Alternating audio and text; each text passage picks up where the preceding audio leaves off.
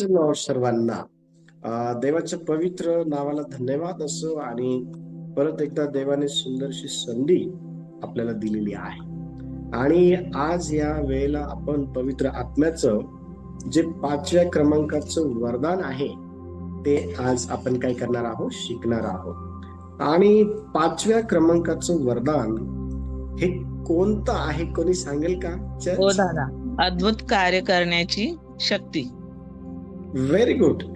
अद्भुत कार्य करण्याची शक्ती किंवा अद्भुत कार्य करण्याचं वरदान. ठीक आहे.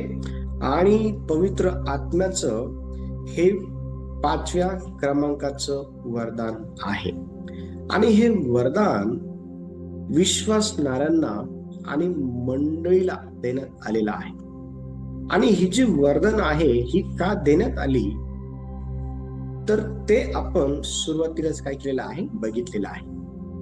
पण ओव्हरऑल जर सांगायचं ठरलं तर ह्या सर्व वरदानांचा उपयोग इतरांची सेवा करण्याकरता देण्यात आलेले आहे. ठीक आहे.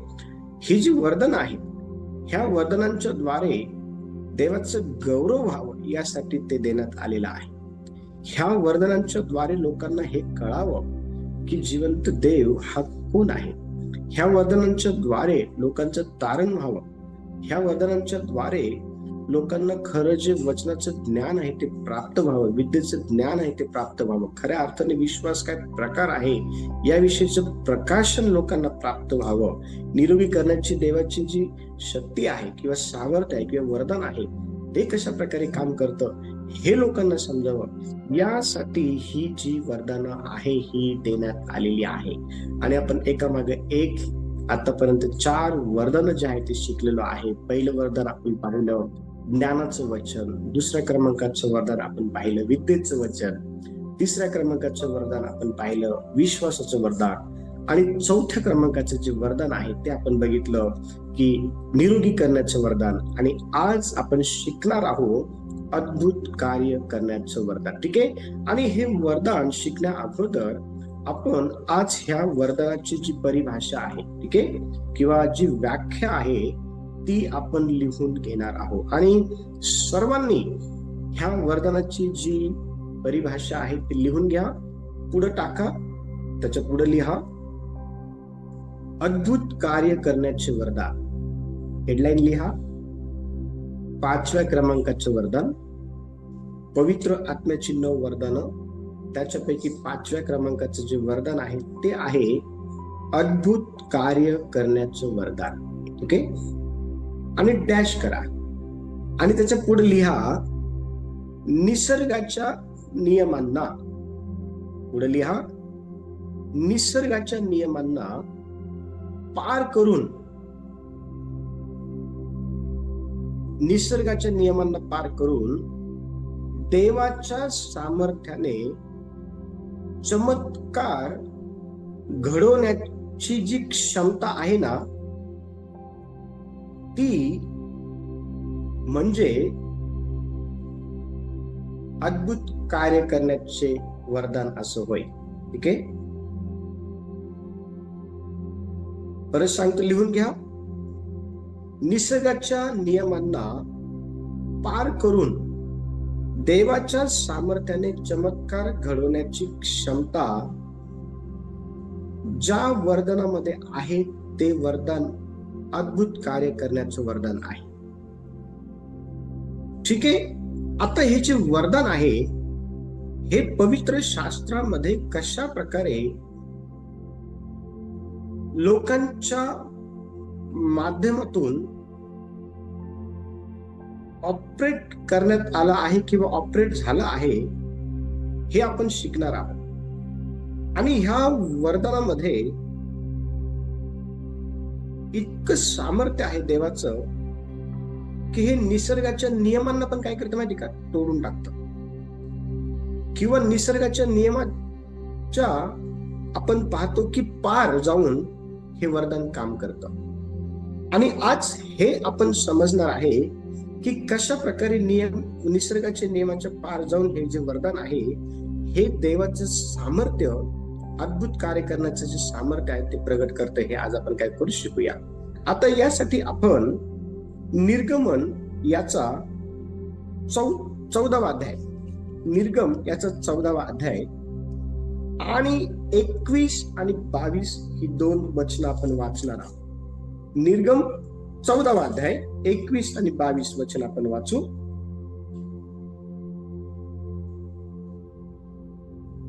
मोशेने आपला हात समुद्रावर उगारला तेव्हा परमेश्वराने रात्रभर पूर्वेचा जोरदार वारा वाहून समुद्र मागे हटवला.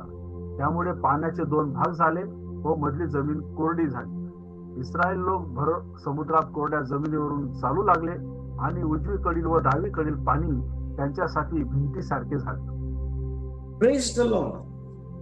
आता ह्या ठिकाणी आपण पाहतो की इस्रायल जे लोक आहे ना, हे तांबड्या समुद्राजवळ आलेले आहे आणि तांबड्या समुद्राजवळ आल्यानंतर त्या ठिकाणी त्यांच्या जीवनामध्ये, इस्रायल लोकांच्या जीवनामध्ये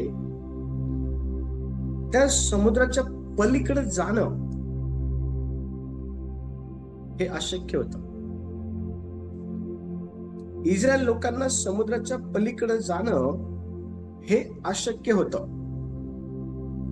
आणि इस्रायल लोकांच्या माग आपण पाहतो की फारो ह्याचं मन परमेश्वर देवाने कठीण केलेलं होतं आणि फारो त्याच्या सैन्यासह देवाच्या लोकांच्या माग जे आहे ना ते तो लागलेला होता. आणि आता पुढे समुद्र आहे आणि माग फारोचं सैन्य आहे आणि फारो आहे. अशा प्रकारच्या भयानक अशा संकटामध्ये इस्रायल लोक ज्या वेळेला अडकले ना, त्या वेळेला परमेश्वर देवाचं हे जे 5व्या क्रमांकाचं वरदान आहे ना, ज्याचं नाव आहे अद्भुत कार्य करण्याचं वरदान, देवाच्या आत्म्याचं 5व्या क्रमांकाचं हे जे वरदान आहे ना, अद्भुत कार्य करण्याचं वरदान, हे ह्या 21 आणि 22 वचनामध्ये ऑपरेट झालेलं आपल्याला पाहायला भेटतं. आणि हे जे वरदान आहे ना, ह्या वरदानामध्ये आपल्याला परमेश्वर देवाचं जे सामर्थ्य आहे ना, ते निसर्गाच्या वर पण काम करतं किंवा निसर्गाचे जे नियम आहेत ना, त्या नियमांना देखील त्या ठिकाणी ब्रेक करतं, हे आपल्याला ह्या 2 वचनातून जे आहे ते समजून येतं. कारण वचन 21 अतिशय स्पष्टपणे हे सांगत आहे की परमेश्वर देवाने काय केलं माहिती का? त्याच्या बाहुबलाने, परमेश्वर देवाने त्याच्या अद्भुत सामर्थ्याने पूर्वेचा जोरदार वारा काय केला माहिती का? वाहू दिला. आणि त्या वाऱ्यामुळं समुद्र जो आहे ना, समुद्र, तांबडा समुद्र, त्याला त्यांनी काय केलं माहिती का? माग हटवलं. आणि ह्या ठिकाणी आपण पाहतो हे जे वरदान आहे ना, अद्भुत कार्य करण्याचं वरदान, हे देवाचा माणूस मोशे ह्याच्या द्वारे, म्हणजे मोशे मध्ये अद्भुत कार्य करण्याचं जे वरदान आहे ना, ते होतं. लक्ष द्या, अद्भुत कार्य करण्याचं हे जे वरदान आहे ना, हे आपल्याला ह्या ठिकाणी कार्यात आणलेलं पाहायला भेटतं. परमेश्वर देव त्या ठिकाणी मोशेला म्हणत आहे, मोशे आपला हात समुद्रावर उघड. तेव्हा परमेश्वर देवाने काय केलं माहिती का? परमेश्वर देवाने अद्भुत कार्य त्या ठिकाणी त्याच्या लोकांकरता केलेलं आपल्याला पाहायला भेटतं. परमेश्वर देवाने त्या ठिकाणी तो जो समुद्र आहे ना, त्या 2 समुद्राचे, त्या ठिकाणी जो समुद्र आहे ना, त्या समुद्राचे 2 भाग परमेश्वर देवाने केले. आणि ते जे दोन भाग आहे ना, ते दोन भाग परमेश्वर देवाने कशा स्वरूपात केले हे जर आपल्याला जर पाहायचं असेल तर ह्या ठिकाणी देवाचं सांगतं की ते जे दोन भाग आहे ते भिंतीसारखे केले त्यांनी. समुद्राचे दोन भाग कसे केले त्यांनी? भिंतीसारखे. आणि बघा, देवाने त्याच्या लोकांना त्या समुद्राच्या कोरड्या भूमीतून जे आहे ना ते पार नेलं. वचन 22 म्हणत आहे, इस्रायल लोक समुद्रात कोरड्या जमिनीवरून चालू लागले तेव्हा उजवीकडील व डावीकडील पाणी त्यांच्यासाठी भिंती सारखं झालं. जे विचार करा, ह्या ठिकाणी परमेश्वर देव अद्भुत कार्य करण्याचं जे वरदान आहे ना, त्याच्याद्वारे निसर्गाचे जे नियम आहे ना त्या नियमांच्या पार जाऊन त्याच्या लोकांकरता काय करतो माहिती का? कार्य करतो. निसर्गाचे जे नियम आहे ना ते नियम परमेश्वर देवाच्या सामर्थ्याला किंवा परमेश्वर देवाच्या अद्भुत कार्य करण्याच्या वरदानाला अडवू शकत नाही. कारण निसर्गाचा निर्माण करताच परमेश्वर आहे. तुम्हाला मागील दिवसांमध्ये शिकवलं उत्पत्तीच्या पुस्तकांमधून की कशा प्रकारे परमेश्वर देवाने सर्व गोष्टींची निर्मिती केली आणि त्याने ज्या गोष्टीची निर्मिती केली ना त्यावर त्याला अधिकार आहे. आणि लक्ष द्या, परमेश्वर देव निसर्गाच्या नियमाच्या पार जाऊन त्याच्या लोकांकरता काय करतो माहिती का? अद्भुत कार्य करतो. आणि हेच कार्य ह्या ठिकाणी आपल्याला इस्रायल लोकांसाठी करण्यात आलेलं पाहायला भेटतं. आणि हे जे अद्भुत कार्य आहे ना, हे अद्भुत कार्य जगामध्ये शिवाय परमेश्वर देवाचं कोणी करू शकत नाही, कोणी करू शकत. आणि हे अद्भुत कार्य करण्याचं वरदान मोशेच्या माध्यमातून ह्या ठिकाणी कार्यात आणलेलं आपल्याला पाहायला भेटतं. दुसरा जो मुद्दा आहे, दुसरं जे उदाहरण आहे, यातलं दुसरं उदाहरण मत्तयाचं पुस्तक यावेळेला आपण काढू. मत्तयाचं पुस्तक 14वा अध्याय आणि 19 पासून तर 21 पर्यंत आपण वाचणार आहोत. आणि ह्या वचनातून आपण हे समजून घेणार आहोत की कशा प्रकारे अद्भुत कार्य करण्याचं जे वरदान आहे ते उपयोगात आणले गेले किंवा ते ऑपरेट झालं. ठीक आहे, मत्तयाचं पुस्तक 19वा अध्याय काढू आपण. आणि मत्तयाचं पुस्तक 14वा अध्याय आणि त्याचं 19 पासून तर 21 वचन आपण वाचू. मग त्याने लोक समुदायांना गवतावर बसण्याची आज्ञा केली आणि त्या 5 भाकरी व ते 2 मासे घेऊन त्याने वर आकाशाकडे पाहून आशीर्वाद दिला आणि भाकरी मोडून शिष्यांना दिल्या व शिष्यांनी लोक समुदायांना दिल्या. मग ते सर्व जेवून तृप्त झाले आणि उरलेल्या तुकड्यांच्या 12 टोपल्या त्यांनी भरून घेतल्या. जेवणारे सुमारे 5000 पुरुष होते, शिवाय स्त्रिया व मुले देखील होतीच. Very good. आता ह्या ठिकाणी आपण पहा की अद्भुत कार्य करण्याचं जे वरदान आहे हे कशा प्रकारे काम करतं. ज्या गोष्टी माणसाच्या आटोक्याच्या बाहेर आहे ना त्या गोष्टी देवाच्या नियंत्रणामध्ये आहे. आणि माणूस ज्या गोष्टींकडे अशक्य दृष्टिकोनातून पाहतो ना त्या गोष्टींकडे परमेश्वर हा आपल्या सारख्या दृष्टिकोनातून नाही पाहत. परमेश्वराचं वचन हे समजून घेणं फार गरजेचं आहे. परमेश्वर देवाने अद्भुत कार्य करण्याचं जे वरदान आहे ना ते कशा प्रकारे कार्य करतं हे ह्या वचनातून आपल्याला समजून काय करत आहे माहिती का? सांगत आहे परमेश्वर या वचनातून. आणि बघा, सुमारे 5000 लोक त्या ठिकाणी जेवणासाठी होते. स्त्रियांची मोजणी केलेली नाहीये, मुलांची जी मोजणी ती केलेली नाहीये. कारण वचन 21 मध्ये म्हणत आहे जेवणारे सुमारे 5000 पुरुष होते आणि कॉमा आहे. आणि नंतर असं म्हटलेलं आहे की शिवाय स्त्रिया व मुलं देखील त्या ठिकाणी होते. आणि इतक्या मोठ्या लोक समुदायाला 5 भाकरी आणि जे काही मासे आहे, कारण त्या ठिकाणी आपण अतिशय स्पष्टपणे देवाचं वचन 19व्या वचनामध्ये वाचतो की 5 भाकरी व 2 मासे त्या ठिकाणी होते.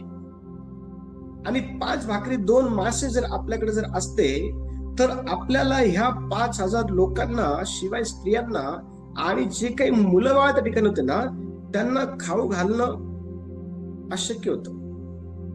तुम्ही खाऊ घातलं असतं का 5 भाकरी 2 मासे एवढ्या लोकांना? चर्च, तुमच्याकडनं हे झालं असतं? नाही. ज्यावेळेस तुम्ही ह्या वृत्तांताकडे पाहता, तर ह्या वृत्तांताकडे पाहत असताना तुम्हाला ही गोष्ट तुमच्या दृष्टिकोनातून शक्य होईल असं वाटतं का? नाही, ते खरंच निसर्गाच्या पलीकडे आहे. यस, ह्या ठिकाणी आपण पाहतो की प्रभू येशूच्या द्वारे अद्भुत कार्य करण्याचं जे वरदान आहे ना, ते लोकांच्या जीवनामध्ये लोकांना देवाकडं वळवण्यासाठी किंवा लोकांच्या माध्यमातून देवाचं गौरव व्हावं याकरता हे उपयोगात आणलं गेलं. लक्ष द्या, येशूने त्या ठिकाणी वर आकाशाकडे पाहिलं आणि आशीर्वाद दिला, आणि ज्या वेळेला शिष्यांनी भाकरी मोडल्या ना, त्यावेळेला त्या मल्टिप्लाय झाल्या. लक्ष द्या, त्यावेळेला त्याच्या भाकरी आहे ना, त्या ह्या अद्भुत कार्य करण्याच्या वरदानाच्या साह्याने त्या वाढल्या त्या. आणि वचनामध्ये स्पष्टपणे लिहिलेलं आहे, वचन 20 मध्ये, की ते सर्व जेवण तृप्त झाल्यानंतर 12 टोपल्या त्या ठिकाणी भाकरी उरलेल्या होत्या. म्हणजे इतकं अद्भुतरित्या माणसाच्या बुद्धीच्या पलीकडे जाऊन पवित्र आत्म्याचं 5व्या क्रमांकाचं वरदान, ज्याला आपण अद्भुत कार्य करण्याचं वरदान म्हणतो, ते काम करतं. चर्च, ते काम करतं. लक्ष द्या. आणि हे जे वरदान आहे ना, हे वरदान ज्यावेळेस काम करतं ना, त्यावेळेला कळतं की परमेश्वर देव हा निसर्गाच्या पार जाऊन त्याच्या लेकरांची काळजी घेतात. परमेश्वर देव हा निसर्गाला त्याच्या लेकरांकरता काय करतो माहिती का? ब्रेक करतो. निसर्गाला पण त्याच्या लेकरांकरता. चर्च, लक्ष द्या. मला आठवतं ज्या वेळेला मी पिंपरीमध्ये मोठी मीटिंग जी आहे ती घेत होतो, आणि जवळपास पिंपरीमध्ये 250 लोक त्या ठिकाणी होते. मंडप टाकलेला होता त्या ठिकाणी. खूप लोक गाड्या वगैरे घेऊन आले होते, मोटरसायकल होते खूप, आणि त्या ठिकाणी जेवणाची व्यवस्था केलेली होती. आणि अतिशय जवळ खूप काळे ढग, विजा, आणि अतिशय जवळ पाऊस तो आलेला होता. आणि त्या ठिकाणी लक्ष द्या, प्रार्थना केली आम्ही त्या ठिकाणी. आम्ही त्या ढगांकडे हात करून प्रार्थना केली, आणि त्या संपूर्ण गडद अशा ढगांना, ज्यामध्ये पाणी होतं भरमसाठ, अतिशय जोरदार पाऊस जो आहे ना, तो त्या ठिकाणी येणार होता. परंतु ज्यावेळेस प्रार्थना केली, लक्ष द्या, परमेश्वर देवाने आमची प्रार्थना ऐकली, आणि त्या मीटिंग मध्ये एकही थेंब पाऊस पडला नाही. एकही थेंब पाऊस पडला नाही. मीटिंग व्यवस्थित झाली, सर्वांकरता प्रार्थना करण्यात आला, सर्वजण व्यवस्थित जेवले. सर्वजण ज्या वेळेला मीटिंगचं ठिकाण प्रत्येकाने खाली केलं ना, त्यावेळेला त्या मावशींनी सांगितलं की पास्टर प्रार्थना करा पाऊस यावा म्हणून. आणि लक्ष द्या, आम्ही त्या ठिकाणी प्रार्थना केली, आणि त्या ठिकाणी मुसळधार पाऊस त्या ठिकाणी आला. परमेश्वर देव हा त्याच्या लेकरांना हे समजावं की निसर्गावर त्याचा अधिकार आहे. निसर्गाच्या पार जाऊन तो त्याच्या लेकरांकरता अद्भुत कार्य करण्याची शक्ती हा तो ठेवतो. हे लेकरांना त्याच्या कळावं म्हणून हे ह्या ठिकाणी आपल्याला ह्या सर्व गोष्टी पाहायला भेटत आहेत. चर्च, लक्ष द्या, ह्या ठिकाणी ह्या लोकांना जेव घालणं ते पण 5 भाकऱ्या आणि 2 माशांमध्ये अशक्य आहे, पण देवासाठी अशक्य नाहीये. पवित्र आत्म्याच्या त्या वरदानाकरता ते अशक्य नाहीच. लक्ष द्या, ते अद्भुत आहे, ते अद्भुत आहे, अद्भुत आहे ते.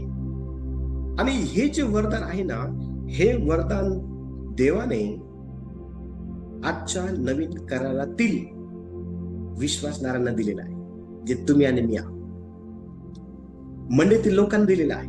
लक्ष द्या, हे जे वरदान आहे, ह्या वरदानाद्वारे देवाचं गौरव व्हावं, ह्या वरदानाद्वारे लोकांना देव कळावा, ह्या वरदानाद्वारे लोक देवाकडे जे आहे ना वळावे, ह्यासाठी हे सर्व जे वरदान आहे ना हे देण्यात आलेलं आहे. पुढचं जे उदाहरण आहे, पुढचं उदाहरण आपण पाहणार आहोत. पहिले राजे आपण काढू यावेळेला. पहिले राजे 17वा जो अध्याय आहे, पहिले राजे 17वा अध्याय आपण काढू. आणि पहिले राजे 17व्या अध्यायामध्ये 14 पासून तर 16 पर्यंत आपण वाचणार आहोत. 14 पासून तर 16 पर्यंत पहिले राजे 17वा अध्याय आणि 14 पासून तर 16 पर्यंत पहा. इस्रायलचा देव परमेश्वर म्हणतो, परमेश्वर पृथ्वीवर पर्जन्यवृष्टी करील. त्या दिवसापर्यंत तुझे पिठाचे मडके रिकामे होणार नाही आणि तेलाची कुपी आटणार नाही. तिने जाऊन एलियाच्या सांगण्याप्रमाणे केले. तो तिचे कुटुंब यांचा त्यावर पुष्कळ दिवस निर्वाह झाला. परमेश्वर एलियाच्या द्वारे जे वचन बोलला त्याप्रमाणे तिचे पिठाचे मडके रिकामे झाले नाही आणि तेलाची कुपीही आटली नाही. काय होतं त्या ठिकाणी? हे अद्भुत कार्य करण्याचं वरदान कसं काम करतं बघायचं.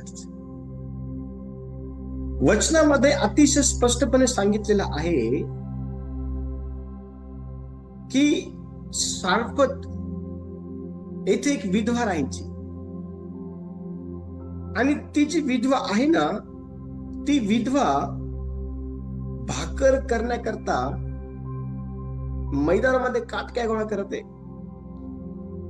आणि देवाचा माणूस एलिया त्या विधवेला म्हणत आहे की मला एका भांड्यामध्ये थोडस पाणी प्यायला घेऊन ये. आणि ती पाणी प्यायला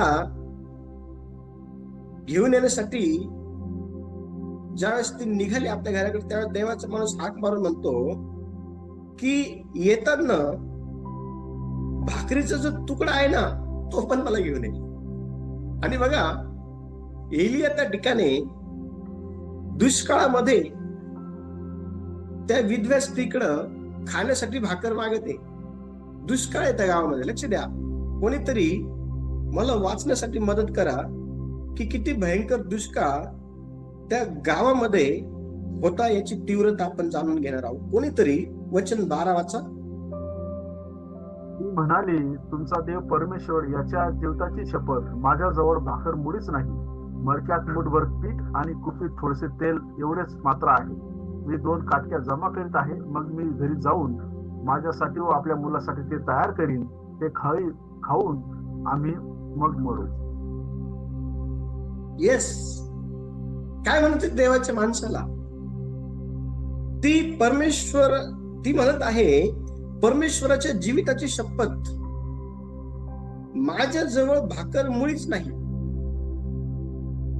माझ्या मडक्यामध्ये मुठभर पीठ आहे आणि कुपीमध्ये थोडस तेल आहे. आणि ह्या मडक्यातल्या पिठाची भाकर आम्ही बनवू, मी आणि माझं जे मूल आहे ना, आम्ही ते खाऊ आणि त्याच्यानंतर आमचा उदरनिर्वाह होणार नाही आणि त्याच्यानंतर आम्ही मरून जाणार आहोत, कारण खायलाच भेटणार नाही तर जिवंत कुठून राहू.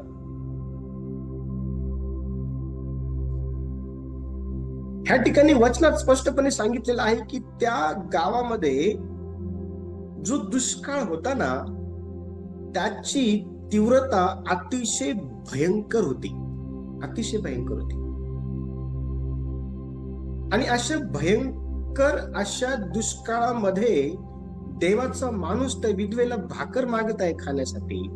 आणि बघा, लक्ष द्या, देवाचं वचन अतिशय स्पष्टपणे सांगतं की तिने त्या देवाच्या माणसाला तिच्याकडे होतं त्या पिठाची भाकर करून दिली.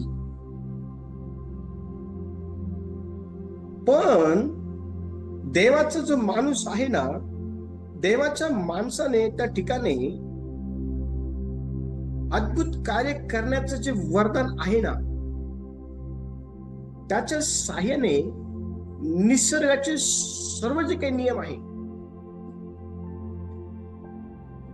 त्याच्या पार जाऊन काम केलं. निसर्गाच्या नियमाच्या पार जाऊन त्या ठिकाणी काम झालं. बघा, निसर्गाच्या नियमांमध्ये जर दुष्काळ आहे ना, तर देवाच्या नियमामध्ये जीवन आहे.